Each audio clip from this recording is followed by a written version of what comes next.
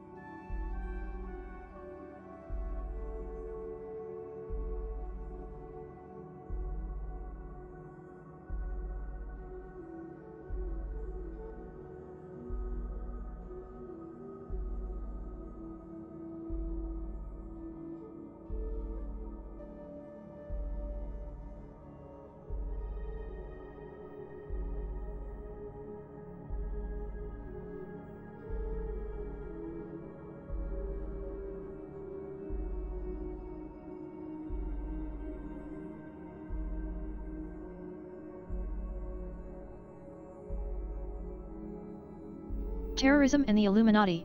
Islam does not pose a threat to West. It is the contrary that is correct. Islamic terrorist organizations are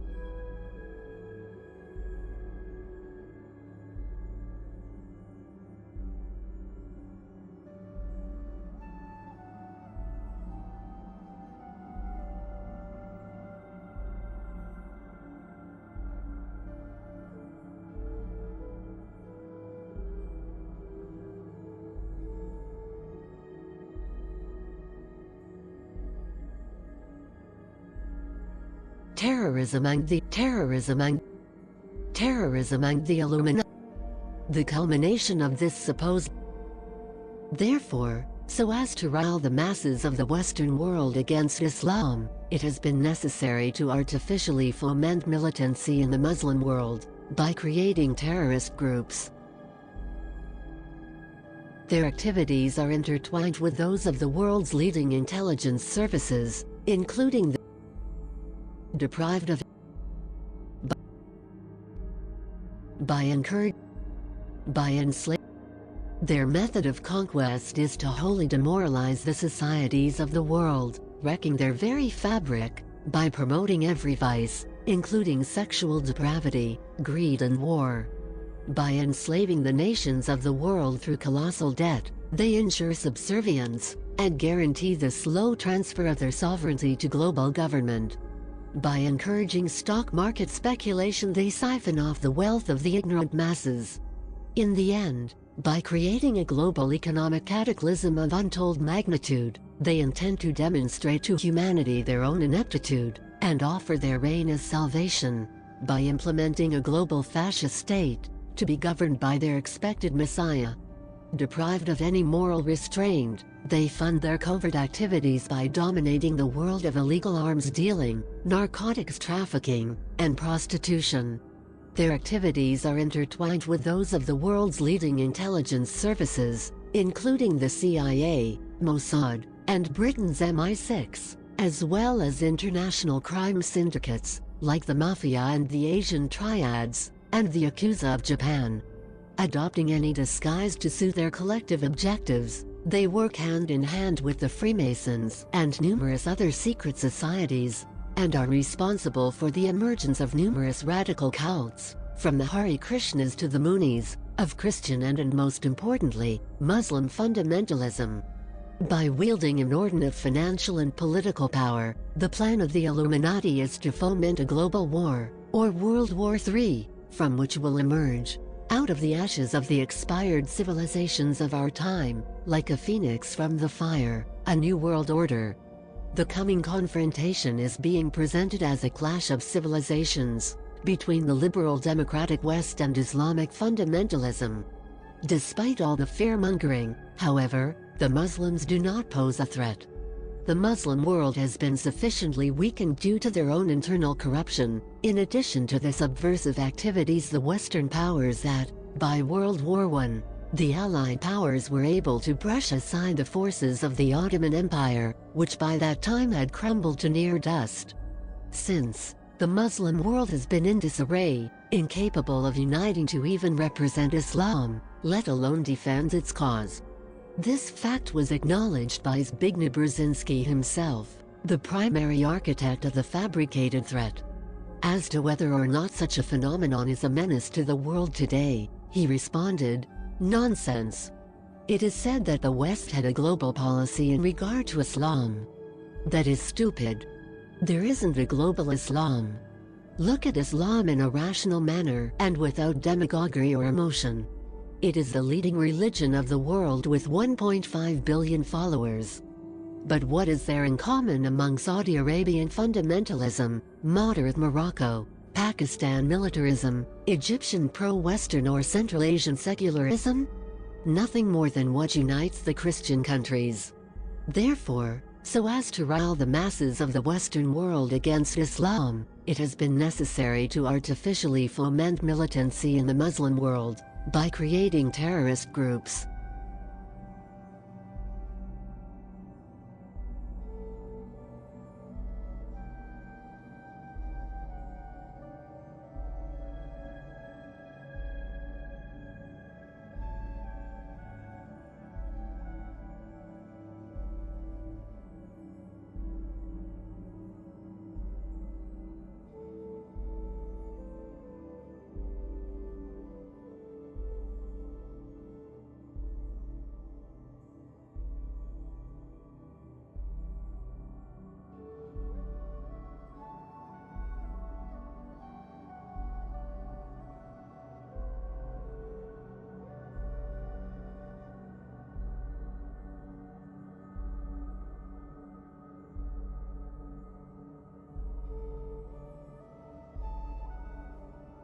Terrorism and the Illuminati.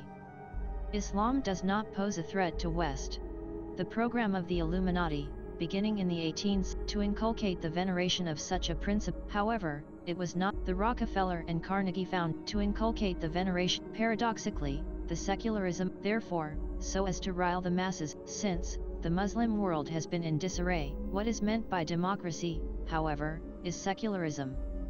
Because the goal of the Illuminati had been to separate religion from the state, to replace it with a rule of their own. Through the widespread propaganda of the 18th century, they discredited Christianity as conflicting with the findings of science, and defined the Christian Church as an organization rife with corruption and greed. While it is certainly true that the Church was fraught with abuse, the citizens of the West were told to throw the proverbial baby out with the bathwater. For it was not its moral teachings or the common worshipper that were inherently corrupt, but the upper echelons of its politically minded hierarchy. Paradoxically, the secularism of the Illuminati is based not on atheism, but on ancient occult teachings. To the upper levels of the Illuminati, it was Lucifer who liberated man, showing him the truth that there is no truth. Rather, all morality is mere convention, invented by the dull masses. To them, there is only will, and therefore, man triumphs by overcoming all apprehension, otherwise regarded as morality, that prevents him from achieving what he desires. Or, the ends justify the means. The program of the Illuminati, beginning in the 18th century, has been to disparage all religion as superstition, and the enemy of liberty, that is, the freedom do whatever they will. To inculcate the veneration of such a principle in the minds of the gullible masses of the West, history has been rewritten to present modern secular states as the culmination of centuries of progress towards liberty. Defined as the fundamental characteristic defining the Western superiority over the East, where despotism supposedly perpetually reigns. Throughout Western history, we are taught, from Greece, to the Roman Empire, the Renaissance, and finally the Enlightenment, European thinkers have been progressively distancing themselves from superstition, or religion. The culmination of this supposed progress were the French and American revolutions, and the implementation of secular rule, seen as the triumph of liberty. In reality, these revolutions were coups d'états effected through the machinations of the Illuminati. And the first priority of the Illuminati, following the revolutions, as propounded by its prominent members, like the Marquis de Condorcet in France, Johann Fichte in Germany, and Thomas Jefferson in America, was the establishment of compulsory education. The first to articulate the need to interpret history as the progress of liberty was George Hegel, German professor and member of the Illuminati. Based on Kabbalah, Hegel proposed that history was the unfolding of an idea, as God coming to know himself. To Hegel, it is man who becomes God, as Western civilization overcomes superstition, by progressively advancing towards the implementation of liberty. However, it was not until World War I that Hegel's mythology of Western civilization was fully established, when America, to justify its entry into the war, presented itself and the Allied powers as not disparate nation-states, but members of a single Western civilization, known as general education, or the Western Civ. Course, the Hegelian interpretation of history was imposed on the American university system, through the influence of two Illuminati front organizations, boards of trustees. The General Board of Education, GEB, chartered by the John D. Rockefeller, and the Carnegie Foundation for the Advancement of Teaching, CFAT. As revealed by William H. McIlhenny, in the Tax-Exempt Foundations, from minutes of their meetings, these foundations asked themselves the following: is there any means known to man more effective than war, assuming you wish to alter the life of an entire people? They could not find one, and so helped to precipitate WWI. Following the Great War, however, recognizing the need to maintain the control of the diplomatic machinery of the United States they had achieved, the foundations knew they must control education. Together, as William McIlhenny described, the Rockefeller and Carnegie Foundations decided the key to it is the teaching of American history, and they must change that. So they then approached the most prominent of what we might call American historians at that time with the idea of getting them to alter the manner in which they presented the subject. Through their influence, the entire American educational system was coordinated to serve a centralized command. Control of this system would be two-pronged, dividing study into pure and social sciences. The pure or applied sciences were to serve the emerging military-industrial complex, while the social sciences, like psychology, sociology, and anthropology, were designed to study the behavior of human beings, towards achieving means of controlling or modifying that behavior. Lastly, the remaining fields, like history of political science, were to inculcate a proper interpretation of history. Because, according to their directives, history, properly studied or taught, is constantly reminding the individual of the larger life of the community. This common life and the ideals which guide it have been built up through the sacrifice of individuals in the past. And it is only by such sacrifices in the present that this generation can do its part in the continuing life of the local community, the state, and the nation. In Universities and the Capitalist State, Clyde W. Barrow commented that the full-scale rewriting of history under state supervision not only facilitated a short-term justification of American participation in the war, but also helped to institutionalize a much broader and more permanent ideological conception of the United States in the social sciences and humanities.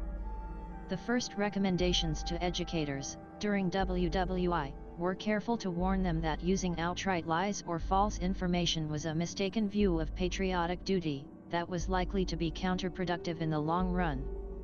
These recommendations went on to provide detailed suggestions on what to teach, and how to teach history properly.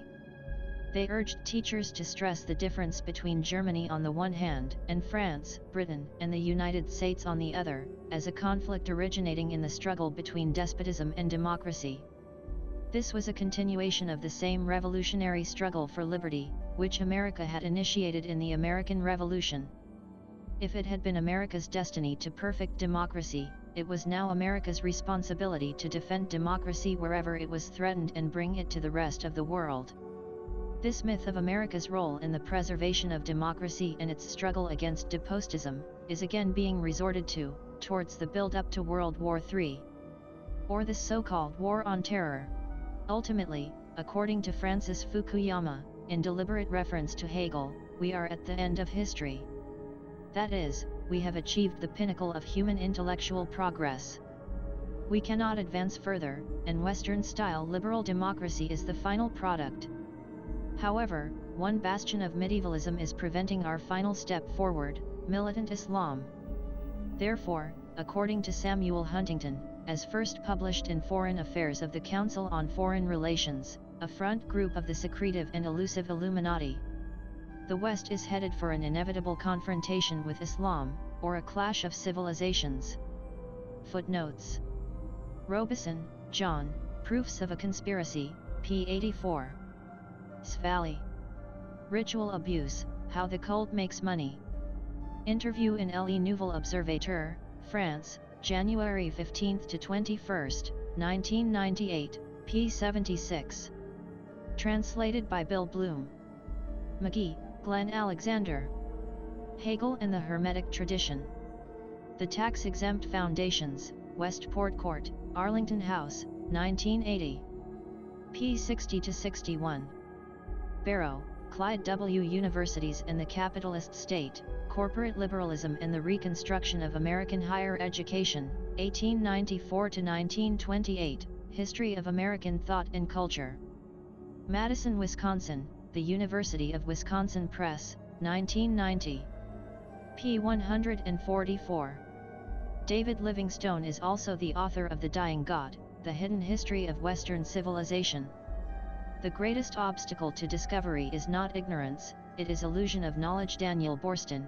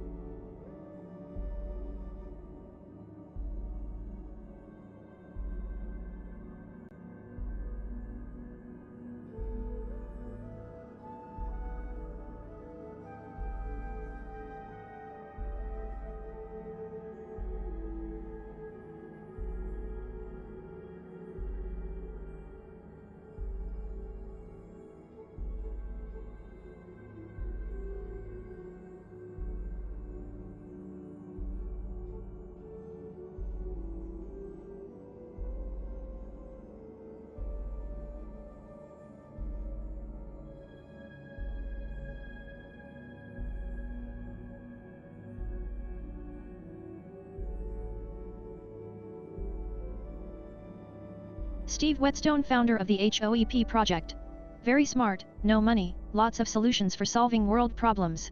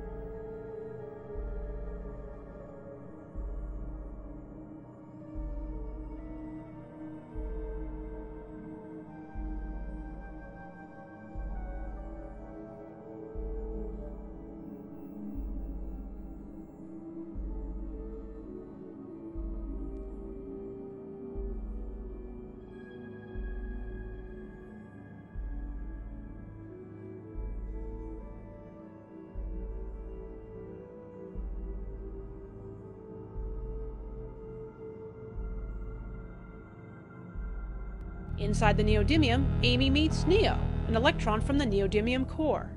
These electrons are drawn to the powerful magnetic flux line penetrating the 4 layers in the Searle design. They join together, forming a boson pair, as they spin around the magnetic force, releasing them on their pathway to freedom. As they enter the gate layer, they are compressed, feeling pressure to exit the system. At the same time, they are pulled and accelerated by the magnetic layer. Their energy continues to increase, racing through the emitter layer, joining trillions of other boson pairs that form the eddy current on the surface of plate 1. The boson pair is captured by the roller,